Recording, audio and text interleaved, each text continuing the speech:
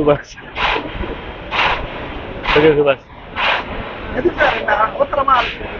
இல்ல இல்ல, நான் ஒரு கட்சி அலுவல் காரணமா வந்து வெளியூர் சென்றேன், திரும்பி வந்தேன். சரி உங்களை மீட் பண்ணதுக்காக பண்ணேன்.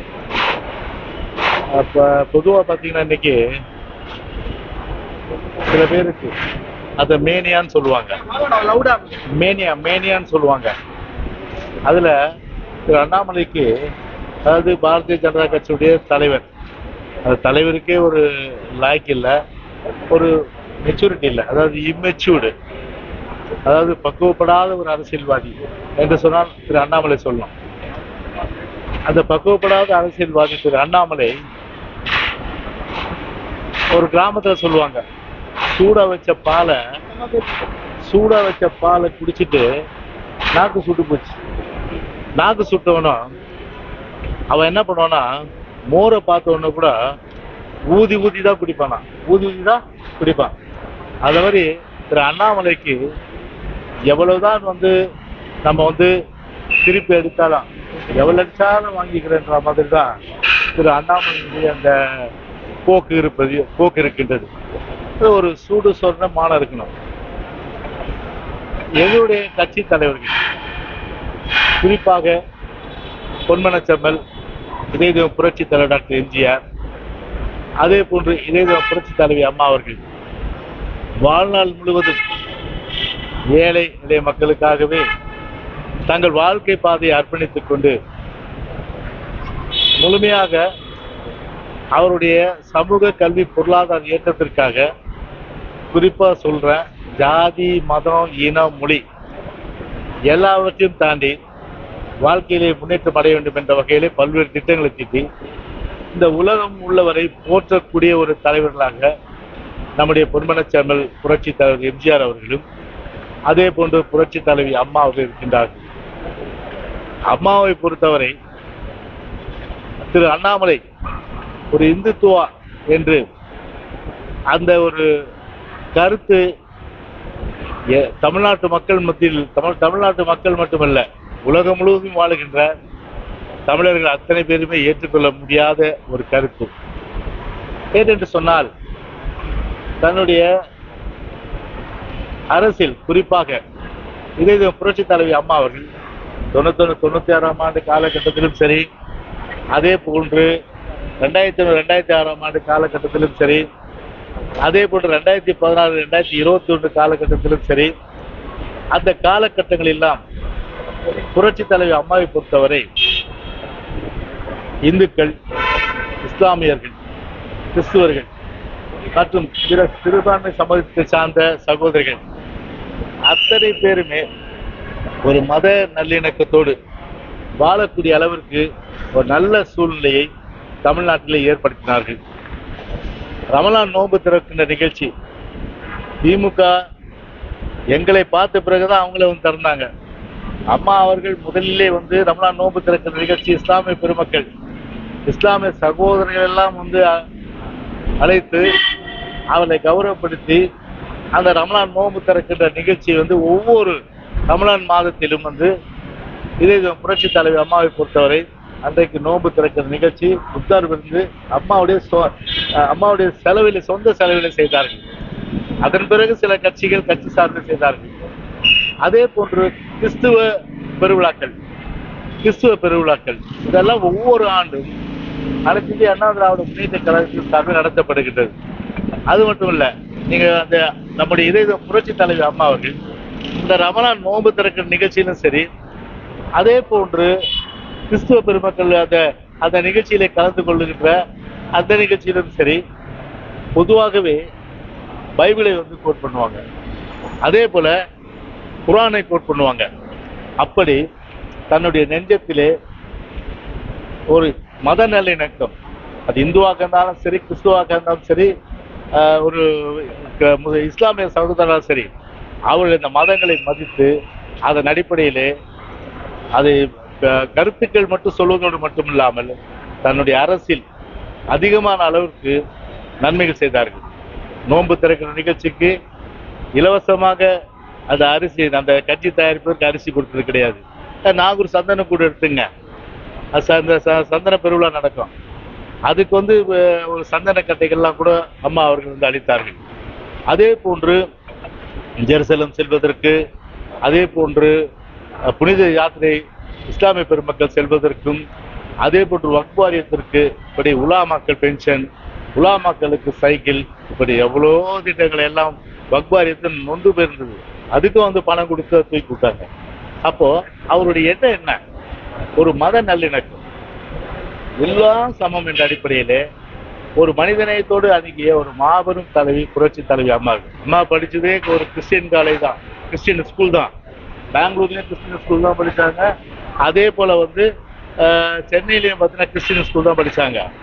அப்படி படித்து விட்டு ஒரு பெரிய அளவுக்கு வந்து ஒரு திரைப்படத்திலும் சரி, அரசியல் ஒரு பெரிய அளவுக்கு கோல் வச்சும் போது அவருடைய சிந்தனையே சரி. தமிழ்நாட்டை பொறுத்தவரை ஜாதி மத இனங்களுக்கு இடமே கிடையாது. முழுமையான அளவுக்கு எல்லா மக்களும் வந்து எல்லாம் பெற வேண்டும் என்ற வகையில் தான் அவருடைய அந்த செயல்பாடு இருந்தது. அந்த அடிப்படையில் தான் இன்றைக்கும் அவர் போற்றக்கூடிய ஒரு தலைவராக இருக்கார்.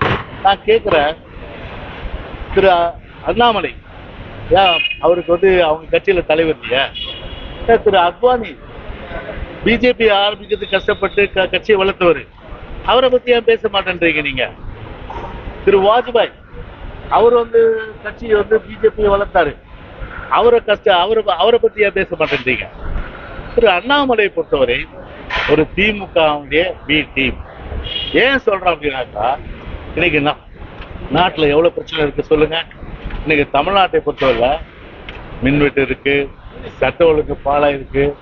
அது மட்டும் இல்லாம வந்து அதிகமான அளவுக்கு பாத்தீங்கன்னா வந்து ஒரு போதை வஸ்துகள் அதிகமான அளவுக்கு வந்து நடமாடுகின்ற ஒரு சூழ்நிலை இருக்கின்ற நிலையில அதையெல்லாம் வந்து ஒரு கட்டுப்படுத்த ஒரு பிஜேபி ஒரு தலைவர் அடிப்படையில ஏதாவது வாய் திறக்கிறாரா?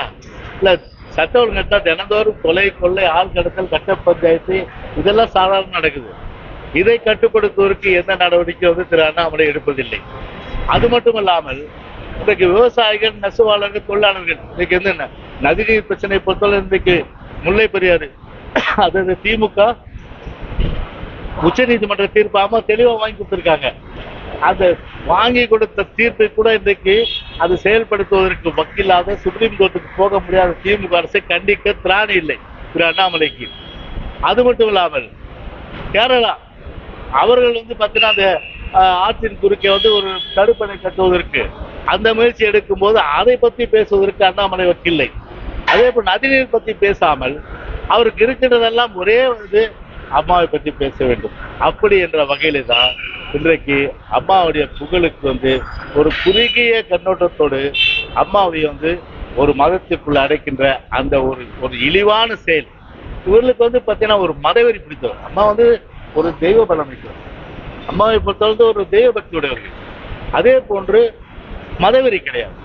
ஆனால் ஒரு மதவெறி பிடித்த ஒரு பிஜேபிக்கு எந்த கொள்கையும் லட்சியம் இல்லாமல் இந்த ஒரு வேலையை மட்டுமே இன்றைக்கு வந்து செய்து கொண்டிருக்கின்ற அந்த சூழ்நிலை அண்ணாமலையை பொறுத்தவரை இன்றைக்கு நாட்டுல எவ்வளவு பிரச்சனை இருக்குது அதையெல்லாம் வந்து இன்றைக்கு வந்து பேசாமல் இன்றைக்கு எங்களை பற்றி பேசுகிறார் என்று சொன்னால் திமுகவுடைய பி டீமாக இருந்து கொண்டு இன்றைக்கு நாட்டு மக்களுக்கு திமுக செய்கின்ற அடாவடித்தனங்கள் எதுவும் தெரியக்கூடாத வகையில திட்டமிட்டு ஸ்டாலினும் இன்றைக்கு வந்து அண்ணாமலையும் செய்கின்ற ஒரு கூட்டு சதி இது. அந்த வகையில தான் இன்றைக்கு வந்து அவருடைய அது அண்ணாமலையுடைய அந்த கருத்துக்கள் இருக்கின்றது. அதனாலதான் சொன்னேன், எத்தனை தடவை வந்து பாத்தீங்கன்னா பாலை வந்து சூடா இருந்து குடிச்சு நாக்கு சுட்டுக்கினவன் மோரை வந்து குடிக்கும் போது ஊதி ஊதி குடிச்சா மாதிரி எத்தனை தடவை திட்டினாலும் அண்ணாமலைக்கு சூடு சொர்ணெல்லாம் கிடையாது. அது அந்த அளவுக்கு சூடு சொர்ணம் இல்லாத இப்படிப்பட்ட ஒரு இம்மெச்சூர்டு லீடர், தமிழ்நாட்டை இம்மெச்சூர்டு லீடர் கூட சொல்ல முடியாது, ஒரு இம்மெச்சூர்டு ஒரு அரசியல் வியாதி, அரசியல் வியாபாரி திரு அண்ணாமலை என்றுதான் சொல்ல வேண்டும். அரசியல்வாதி என்று சொல்ல மாட்டேன், அரசியல் வியாதி, அரசியல் வியாபாரி திரு அண்ணாமலை. இதோடு இந்த கருத்துக்களை நிறுத்திக் கொள்ள வேண்டும். ஒரு சமூக நீதி காத்த வீராங்கனை என்று சொல்லி அம்மா அவர்கள் வந்து திரு கி வீரமணி ஐயா அவர்கள் வந்து திராவிடர் கழக தலைவர் திரு கி வீரமணி அவர்கள் பட்டம் கொடுக்குறாங்க. அப்படி இடஒதுக்கீடு பிரச்சனையில வந்து எல்லாமே தான் இடஒதுக்கீட்டுல இஸ்லாமியர்கள் இருக்காங்க, கிறிஸ்துவர்கள் இருக்காங்க, இந்துக்களும் இருக்காங்க. அப்படி வந்து பிற்படுத்தப்பட்ட சமுதாயம், ஒடுக்கப்பட்ட சமுதாயம் இருக்கின்ற பழங்குடியினர்கள், ஆதி திராவிடர்கள், மிகவும் பின்தங்கியவர்கள், பிற்படுத்தப்பட்டவர்கள் இத்தனை பேர் இருக்கிற நிலையில 69% இடஒதுக்கீடு அதை அமல்படுத்த வேண்டும் என்று சொல்லி வாதிட்டு அதன் அடிப்படை இன்றைக்கு அந்த சமூக அந்த ஒரு இடஒதுக்கீடு அதை அனுபவத்தை கொண்டு தமிழ்நாடு இருக்கிறது சொன்னால் நாம் நினைவு கூர்ந்து பாராட்டக்கூடிய ஒரு தலைவர் புரட்சி தலைவி அம்மா அவர்கள். அப்படியெல்லாம் ஒரு சமூக நீதி காத்த வீராங்கனையை ஒரு மதவாதி போல சித்தரிக்கின்ற இந்த செயல் என்பது திமுகவும் பிஜேபியும் செய்கின்ற அந்த கூட்டு சரிதான். என்ன காரணம்?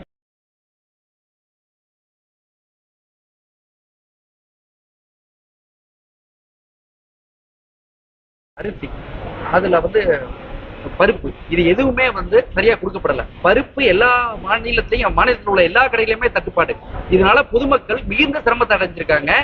அரசாங்கம் என்ன சொல்றதுன்னா அடுத்த மாசம் சேர்த்து வாங்கன்னு சொல்றாங்க. ஆனா டெண்டர்ல நடந்த குளறுபடி தான் இதுக்கு மிக முக்கிய காரணம் ஒரு பரவல கருத்து இருக்கு சார். இதை பத்தி உங்களோட கருத்து சார்? அதுதாங்க ஊடகங்கள்ல எல்லாத்துலயும் வந்த செய்தி. அது உண்மையிலே அதான் கிரவுண்ட் ரியாலிட்டி. ரேஷன் கடையில போனா பாமாயில் கிடையாது, ரேஷன் கடையில போனா சர்க்கரை கிடையாது, ரேஷன் கடையில போனா அரிசி கிடையாது, ரேஷன் கடையில போனா மற்ற எந்த பொருளும் கிடையாது. அடுத்த மாசம் வரல வயிற்றுல ஈர துணி கட்டிட்டு இருப்பாங்க ஏழையில மக்கள் ஈர துணி கட்டிட்டு இருப்பாங்களா? அப்படி ஒரு கொடுமையான அரசு. கேட்டா என்ன பண்றாங்க, இது மாதிரி எலெக்ஷன் பீரியடு கண்டு ஏன் அப்போ சமயோசித்த புத்தியா இந்த அரசு செயல்படலன்றது தான் நம்ம அந்த குற்றச்சாட்டு வைக்கிறோம். ஒரு சமயோசித்த புத்தி இல்லாத ஒரு புத்தி கெட்ட ஒரு விடியாத அரசுனா இந்த திமுக அரசு தான். இன்னும் 2 வருஷம் மக்கள் படாத பாடுபட்டு இருக்காங்க, புரியுதுங்களா? இன்னும் 2 வருஷம் இவங்க இன்னும் படாத பாட நிச்சயமா திமுக படுத்தும். கண்டிப்பா இதுக்கெல்லாம் முடிவு கட்டுறவர்கள் 2026 அந்த தேர்தல் முடிவு.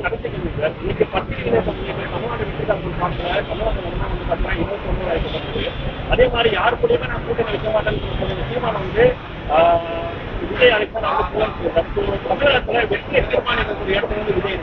இல்லைங்க, இப்போ வெற்றியை தீர்மானிக்கக்கூடிய அந்த விஷயம் என்று பார்த்தா மக்களுடைய பேராதரவு தான் முக்கியம்.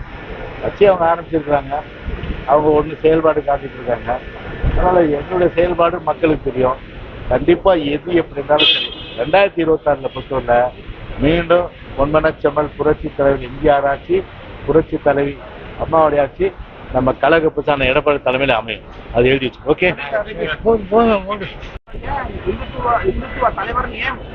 அதுதான் நான் சொல்லிட்டேன். அவங்க என்ன ரீசன் ராமர் கோயில் கட்டணும் ஜெயலலிதா கேட்டாங்க.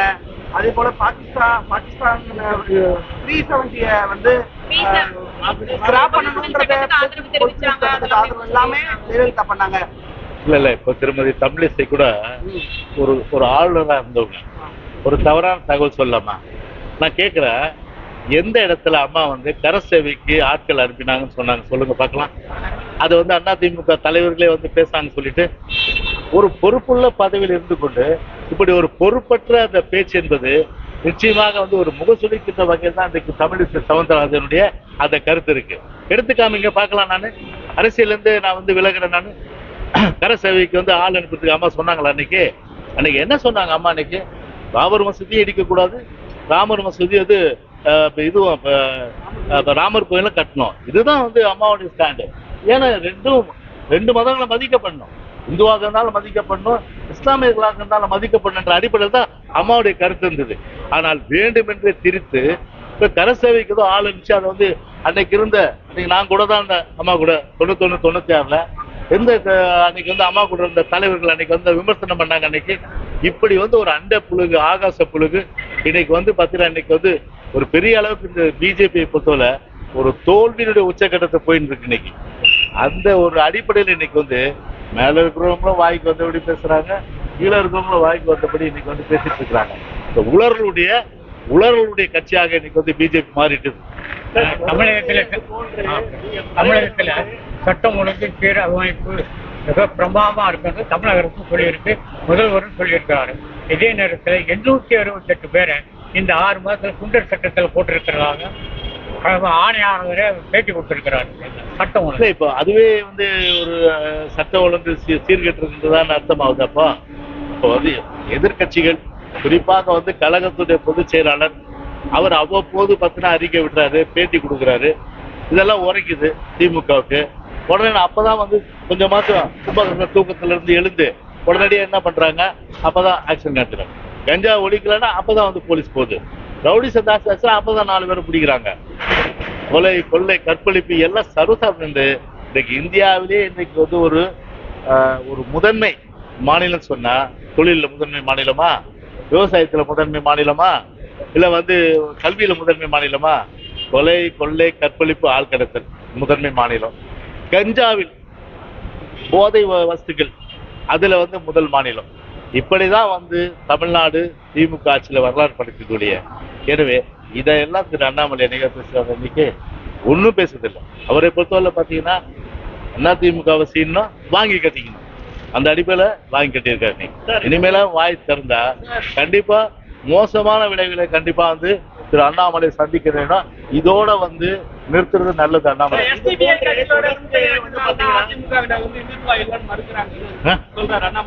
எதுங்க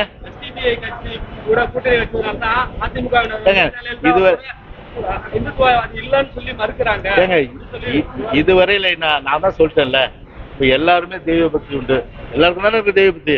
நீங்களா மதவாதிகளா? நீங்க நான் கேட்கிறேன், நீங்களா மதவாதிகள் எல்லாம்? நீங்க இந்துத்துவ நீங்கெல்லாம்?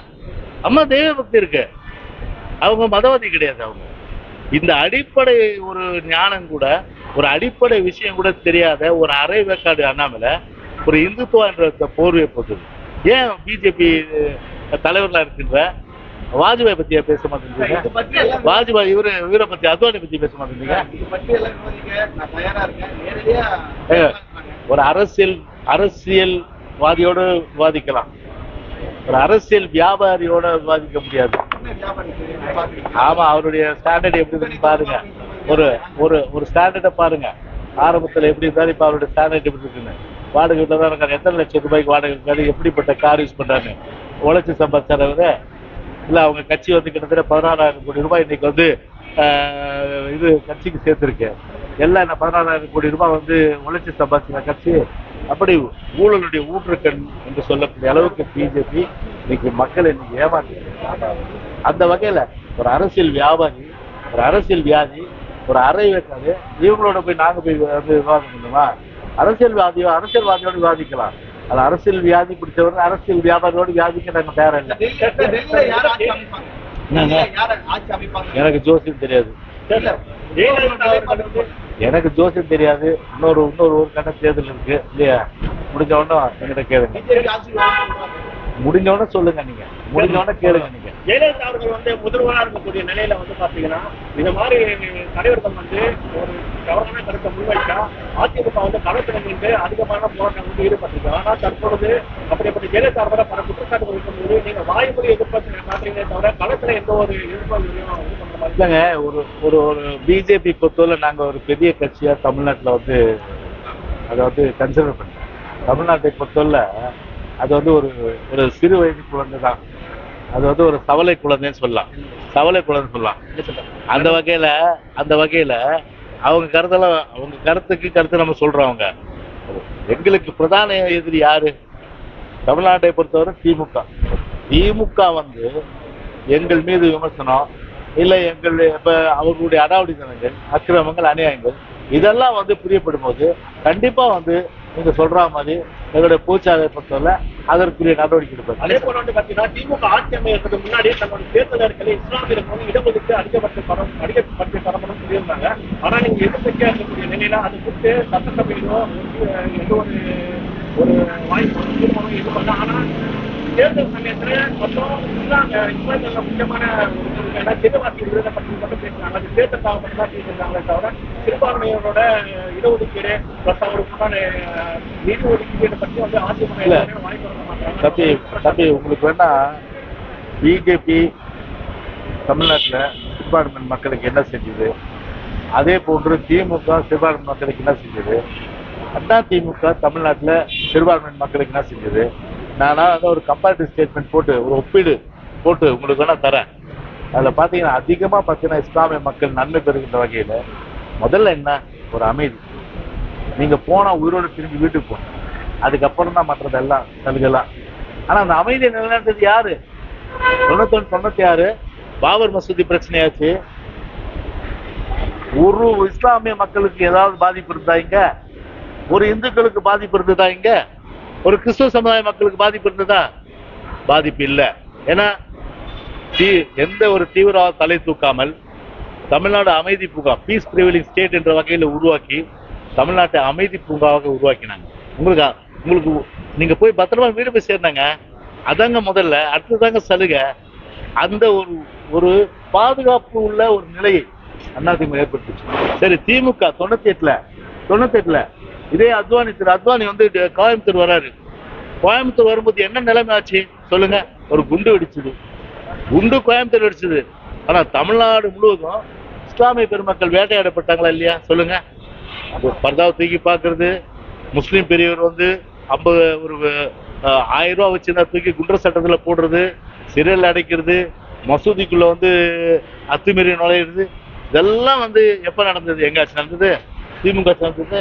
திமுக ஆட்சியில டிசம்பர் 6 அது வந்துட்டாலே வந்து பாத்தீங்கன்னா திமுக ஆட்சியில அப்படியே வயிற்றுல வந்து நெருப்ப கட்டிட்டு போற மாதிரி போவாங்க. ஏன்னா அந்த அளவுக்கு ஒரு அச்சம் இருக்கு. ஆனா அம்மா ஆட்சிக்கு டிசம்பர் 6 வந்தா எந்த இஸ்லாமிய மக்களை கேட்டு பாருங்க, ஏதாவது ஒரு சிறு பிரச்சனையாவது இஸ்லாமிய மக்களுக்கு இருந்ததா? கிடையாது. அந்த அளவுக்கு வந்து ஒரு பாதுகாப்பு தான் முதல்ல முக்கியம். பாதுகாப்பையும் அளித்து உயிருக்கு உத்தரவாதத்தையும் எல்லாருக்கும் கொடுத்து ஒரு அமைதியை ஏற்படுத்தி முழுமையான அளவுக்கு சலுகையும் கொடுத்த ஒரு அரசு அம்மாவுடைய அரசு. திமுக ஆட்சியில கைது செய்யப்பட்டாங்க. ஆனா அதுக்கப்புறம் வந்து பாத்தீங்கன்னா அதிமுக நிறைய வந்து ஆட்சி அமைச்சிருக்கு. அந்த நேரத்துல வந்து அவரோட விடுதலையை பத்தி நீங்க இந்த ஒரு முன்னெடுப்பு எடுக்கிறீங்க. ஆனா இதே இப்போ ஆட்சி வந்து திமுக தானே கைது பண்ண, திமுக தானே எடுத்து விடுதலை பண்ணிருக்கு. என்ன ஒரு நடவடிக்கை விடுதலை பண்றதா? எங்களை பொறுத்தவரை அவங்க எங்களுடைய பொதுச்செயலாளர் சொல்லியிருக்காரு, விடுதலை செய்யப்பட வேண்டும். அதுல எங்களுக்கு மாறுபட்ட கருத்து கிடையாது. திமுக வந்து சுப்ரீம் கோர்ட்ல என்ன போய் வாக்குமூலம் கொடுத்துருக்காங்க அஃபிடவிட் எடுத்து பாருங்க. தமிழ்நாட்டுல பிரதமர் மோடி ஆகட்டும், மற்ற முக்கிய அமைச்சர் எல்லாமே அதிமுகவுடைய முகமா தெரியக்கூடிய தலைவர்களை அவங்க பிரச்சார கூட்டத்துல பயன்படுத்தினாங்க. அப்பவே அதிமுக வலுவான எதிர்ப்பு தெரிவிச்சிருந்தா இன்னைக்கு மாநில தலைவருக்கு பேசிட்டு போறாங்க அதிமுக. இல்ல ஏங்க, அவங்க வேற வழி இல்லைங்க. அவங்களுக்கு யார் இருக்காங்க லீடர்ஸ்? யாரு இருக்கா? ஒரு லீடர்ஸே கிடையாது. அதனால எங்க தலைவர்களை போட்டு வாங்கி கட்டிக்கினாங்க. என்னதான் போட்டாலும் படம் போட்டாலும் சரி, நிச்சயமா ஓட்டு ஒன்றும் ரெட்டையில ஓட்டு ஒன்றும் கண்டிப்பா மாறாது. ரெட்டலைக்கு போட்ட ரெட்டலை கை போட்ட அந்த கை எப்போதும் ரெட்டலை தான் போடும். அதிமுக போட்ட கை எப்போதும் அதிமுக போடும். அதுல எந்த மாறுதலும் கிடையாது. ஓகே, இந்த மாசம் தமிழ்நாட்டுல இருக்க